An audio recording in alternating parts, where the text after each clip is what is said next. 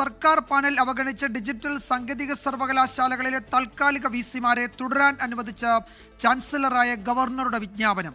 താൽക്കാലിക വിസി നിയമനം സർക്കാർ പാനലിൽ നിന്നാകണം എന്നായിരുന്നു സുപ്രീം കോടതി ഉത്തരവ്. കോടതി വിധി ലംഘിച്ചെന്നും തീരുമാനം തിരുത്തണമെന്നും ആവശ്യപ്പെട്ട മുഖ്യമന്ത്രി ഗവർണർക്ക് കത്തയച്ചു. ഉമേഷ് ബാലകൃഷ്ണൻ വിവരങ്ങൾ നൽകും തിരുവനന്തപുരത്ത് നിന്ന്. ഉമേഷ്, ഈ താൽക്കാലിക വിസിമാർ നേരത്തെ ഗവർണർ ചുമതലപ്പെടുത്തിയ 2 പേർക്കും തുടരാൻ അനുവദിക്കുന്നതാണല്ലോ പുതിയ വിജ്ഞാപനം. അതിനപ്പുറത്തേക്ക് ഏതെങ്കിലും തരത്തിൽ സർക്കാരിൻ്റെ ഭാഗം കേൾക്കാനോ അല്ലെങ്കിൽ വിട്ടുവീഴ്ചയ്ക്ക് തയ്യാറാകാനോ ചാൻസലർ സന്നദ്ധനല്ല ഇപ്പോഴും. അപ്പോൾ ഏറ്റുമുട്ടലിന് ഇങ്ങനെ ആ വഴിക്ക് തന്നെയാണ് ചാൻസലറും സർക്കാരും എന്നൊരിക്കൽ കൂടി വ്യക്തമാക്കുകയാണല്ലേ?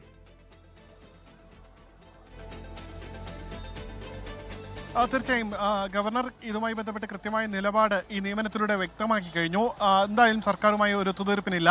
ഇന്ന് രാവിലെ തന്നെ മുഖ്യമന്ത്രി ഗവർണർക്ക് ഈ കത്ത് നൽകിയിരുന്നു. അതായത് സുപ്രീം കോടതി വിധി ഇപ്രകാരമാണ്.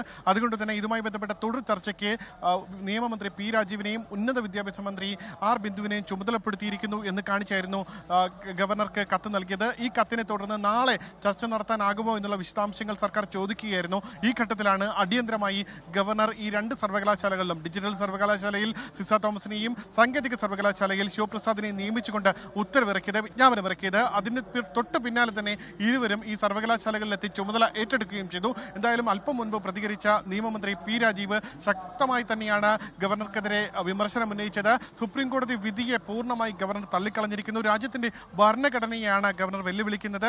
ഇത് സുപ്രീം കോടതി വിധിക്കെതിരെയുള്ള അവഹേളനമാണ്. എന്തായാലും കോടതിയിൽ കേസ് പൂർണ്ണമായി തീർന്നിട്ടില്ല. അതുകൊണ്ട് തന്നെ കോടതിയെ ഇക്കാര്യം അറിയിക്കാൻ സർക്കാർ തീരുമാനിച്ചിട്ടുണ്ട്.